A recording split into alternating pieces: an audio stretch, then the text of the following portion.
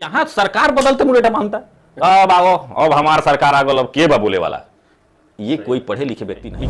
Vote देना है तो विकास पे दीजिए। जात पात वो तो शादी ब्याह में देखिए ना भाई, कौन है कौन, बस जाति का आप जीजा चुनिए और बहनोई छुपाने के लिए कि ये लालू परिवार चारा घोटाला चोर है, ये भ्रष्टाचारी है, लुटेरा है, समाज का शोषण करने वाला है, इसी चीज को छुपाने के लिए वो परिवार ने जात पात कर दीजिए नहीं कर सकते हैं। इससे प्रमाणित होता है लंठ लफंगों की वो सरकार चलती है। कर दिया और जाके देखिए खुलेआम तेजस्वी यादव बोल रहे हैं कि समझ में अगर नहीं इंडिया और समझ में नहीं राष्ट्र की बात, देश हित में फैसला लिया, कभी समाज हित, अभी उन्होंने कभी जात हित की बात उन्होंने नहीं की थी।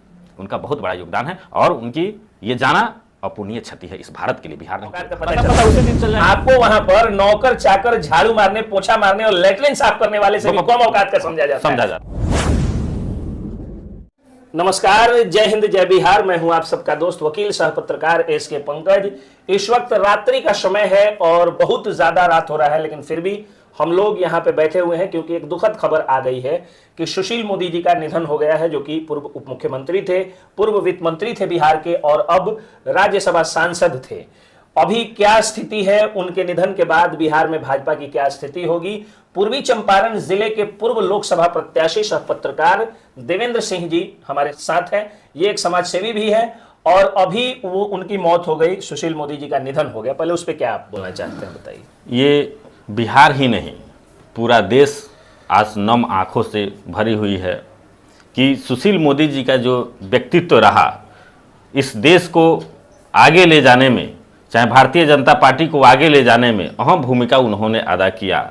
आज जो जात पात धर्म मजहब की जो बातें लोग कर रहे हैं, बैस की बातें कर रहे हैं, लेकिन सुशील मोदी उस बैस समाज से भी आते थे और उन्होंने कभी इस चीज़ का बढ़ावा नहीं दिया।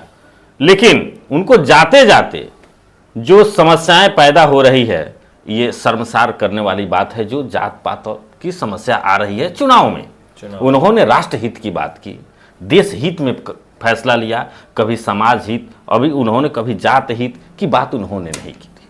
उनका बहुत बड़ा योगदान है और उनकी ये जाना अपूर्णीय क्षति है इस भारत के लिए, बिहार नहीं पूरे भारत के लिए। क्या लगता है इस बार पूर्वी चंपारण से राधा मोहन सिंह जीतेंगे या कुशवाहा जी, राजेश कुशवाहा जी जीतेंगे? देखिए, हार और जीत दो चीज़ें हैं। जब तक फैसला नहीं हो तब तक डिसीजन हम लोग तो नहीं कर सकते हैं कि चुनाव कौन जीतेंगे। लेकिन आप एक पत्रकार भी बिल्कुल हैं बिल्कुल और लोकसभा प्रत्याशी भी रहे हैं। जो ग्राउंड लेवल पर हम लोग घूम रहे हैं और देख रहे हैं जो स्थिति बनी हुई है, अभी लोग बांटने की प्रयास कर रहे हैं। जैसे मैंने भी एक वीडियो आज भी सुबह में देखा था, कल ही की बात है, कल मैंने देखा कि कुछ लोग कह रहे हैं कि जिस समय मेयर की चुनाव हुई थी उस समय जो बैस हमारे साथ थे, जो प्रीति गुप्ता जी जो कह रही हैं कि उसी एकजुटता के साथ इस बार वो रहेंगे। फिर पवन जायसवाल जी ये राधा मोहन बाबू के साथ उन्होंने नॉमिनेशन में या उनकी प्रचार में लगे हैं कि उनको मतदान करना है, इसलिए राष्ट्रहित की बात है। और पूरे देश में ये प्रधानमंत्री जी, गृह मंत्री जी बैस समाज से आते हैं और वो लोग लगे हैं कि राष्ट्रहित में कैसे काम हो। लेकिन कुछ नेता हैं जो इसको दिग्भ्रमित करके समाज को बांटना चाह रहे हैं, अब जात पात। तो अब देखना है कि यहाँ के बैस, पूर्वी चंपारण की मैं बात कर रहा हूं, बैस क्या मेयर प्रीति गुप्ता जी की बात मानेंगे या पवन जायसवाल जी की बात मानेंगे कि नरेंद्र मोदी की बात मानेंगे और गृह मंत्री अमित शाह की बात मानेंगे। अच्छा, एक चीज मुझे समझ में नहीं आता है कि अब तो जात पात छोड़ करके युवा और महिला लोग वोट देते हैं। अगर जात पे वोट होता तो झंझारपुर में यादव जी जो हैं वो यादव जी लोग भारतीय जनता पार्टी को वोट देते हैं। मधुबनी जिले में यादव बहुल क्षेत्र है, वहां भारतीय जनता पार्टी को वोट मिल जाता है।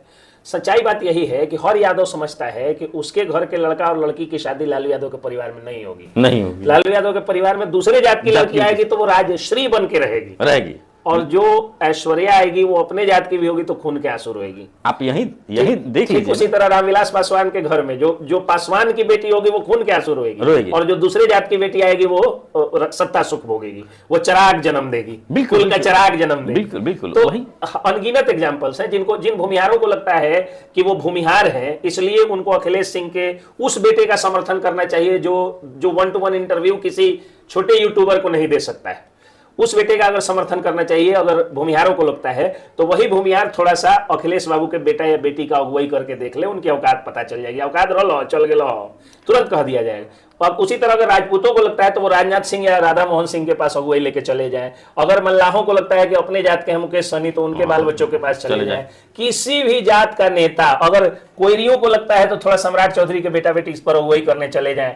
तो जब आपके बच्चों की शादी किसी गरीब मध्यम वर्गीय परिवार में ही होगी, तो फिर इन अमीर लोगों के चक्कर में क्यों पड़ते हैं आप जो सत्ता के सिंहासन पे बैठे हुए हैं?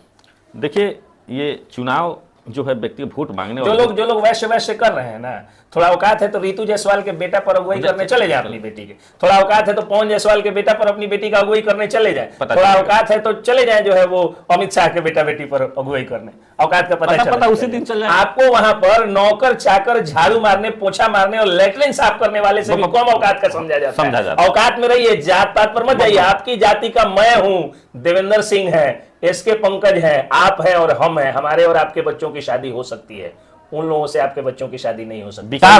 विकास पे वोट देना है तो विकास पे दीजिए। जात पात वो तो शादी ब्याह में देखिए ना भाई, कौन है कौन, बस जाति का आप जीजा चुनिए और बहनोई चुनिए। नेता तो किसी नेता चुनिए ना पदाधिकारी चुनिए, सीधा नौकर के क्वालिटी के चुनिए, जो सेवक हो सके, मालिक मत बनाइए, काम किया हो।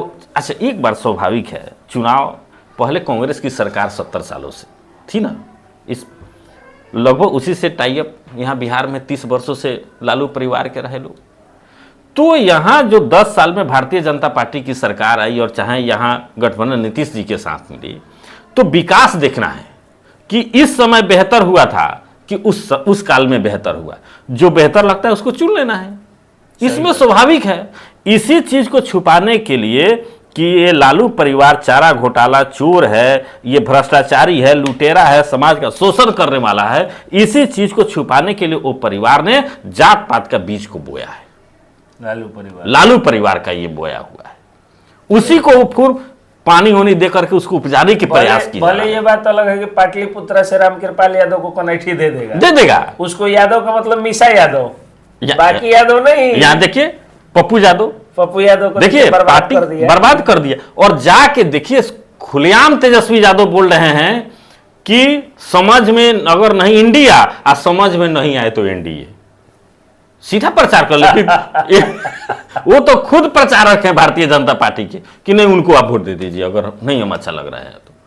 लेकिन यादव किसी और को मत दीजिए, नहीं हमको यादव जी लोगों को अगर वोट भी देना चाहिए तो पढ़े लिखे विद्वान यादवों को देना। बिल्कुल यादव नहीं हो सकता है। जो हमारे भगवान श्री कृष्ण का कृष्णवंशी जिसको माना जाए, कृष्ण भगवान जो है 108 अध्याय का गीता का उपदेश एक सांस में सुना दिए थे। यहाँ इसको जो है इंफ्रास्ट्रक्चर बोलने नहीं आता, इंफ्रास्ट्रक्चर बोलता है, तजुर्बा को तरबूजा बोलता है। ये तो तजुर्बा को तरबूजा बोलता है, ये इंफ्रास्ट्रक्चर को इंफ्रास्ट्रक्चर बोलता है। तो नौवीं फेल को आप लोग जो है वो मत सिर मोहर चलाइए। पूर्वी चंपारण की क्या स्थिति? पूर्वी चंपारण में बेहतर है। कौन बेहतर है? जो देखा जा रहा है कि राधा मोहन बाबू की स्थिति मजबूत है, यहाँ भारतीय जनता पार्टी की माने स्थिति ठीक ठाक है, इसमें कोई दो राय नहीं है। अभी नॉमिनेशन में देखे नहीं, राजेश जी के साथ भी एक प्लस पॉइंट है कि जैसे जो महंगाई और बेरोजगारी का एक मुद्दा विपक्ष के द्वारा बनाया गया है देश में, तो महंगाई और बेरोजगारी से जो कथित त्रस्त जनता है उसके लिए वो आशा की किरण है। उन्होंने खुद भी मेडिकल के क्षेत्र में सेवाएं दी हैं, तो इससे तो उनको वोट मिलेगा ना। अच्छा, ये महंगाई की बात जहाँ पर हुई है, ये बहुत सारी बातें समाज में चाहे हम लोग क्षेत्र में निकल रहे हैं तो ये हो रहा है। तो महंगाई आप समझ करिए कि आलू महंगा है, तेल महंगा, पेट्रोल ले लीजिए कि महंगा है, यही ना महंगाई, इसी को ना दिखाया जा रहा है। तो जो चीज महंगा है वो चीज नहीं बिकना चाहिए, बहुत कम बिकना चाहिए। क्या अभी जो महंगाई के दौर पे जाइए, महंगाई बढ़ा है तो रोजगार भी बढ़ा है ना, पैसा भी बढ़ा है ना, इसको देखना है ना। पहले 25 रुपए लीटर पेट्रोल था तो पंप पर लोग ताकता था कि कोई आ जाए लेने के लिए, आदमी नहीं था। आज 100 रुपये है तो जाइए तो आपको 15-20 मिनट पेट्रोल पंप पर खड़ा होना होगा तो आपको पेट्रोल मिलेगा। इसका मतलब क्या पैसा नहीं है?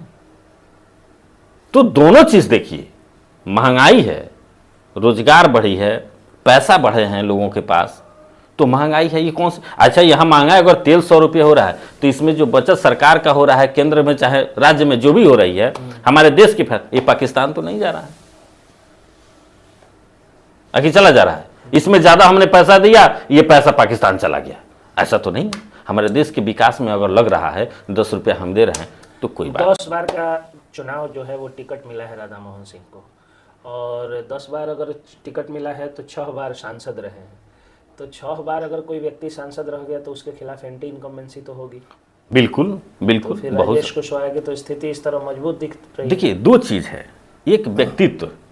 इस बार जो वोट होने जा रहा है, राधा मोहन बाबू को टिकट मिला है, वो व्यक्तित्व के आधार पर, उनकी सरल स्वभाव, वो कभी हिंदू मुस्लिम कोई दंगा की बात नहीं, कोई बैकवर्ड और फॉरवर्ड की बात नहीं, सब समाज की बात को करने वाले ये लोग हैं, सबकी मदद करने वाले लोग हैं। तो व्यक्तित्व के आधार पर राधा मोहन बाबू को यहाँ से लोग चुनाव जिता रहे हैं।